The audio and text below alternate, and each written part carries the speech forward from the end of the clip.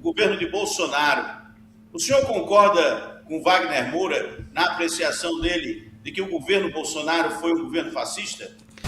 Eu concordo plenamente quando o nosso conterrâneo nordestino, bom baiano, Wagner Moura, a quem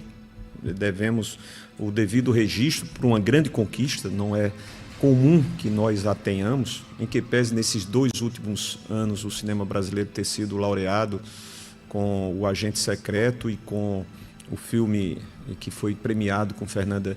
Montenegro, Fernanda Montenegro, né? O que eu penso e ouvi essa declaração, ele está certo, nós temos um germe, ou seja, é como se fosse aquele vírus que não morre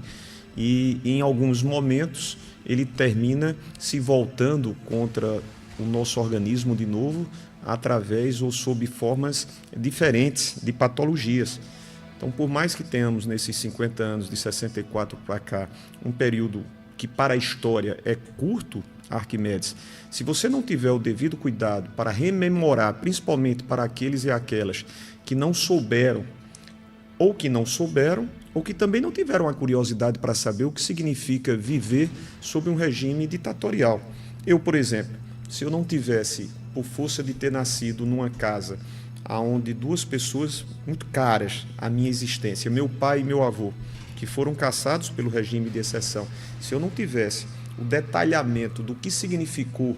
o período de ditadura de um regime militar, eu não estaria a valorizar a democracia como eu valorizo, como eu a defendo, a ela e às suas instituições. Então, quando o Wagner Moura diz assim, é importante que nós retratemos o período da ditadura e com ele tudo aquilo que nós vimos de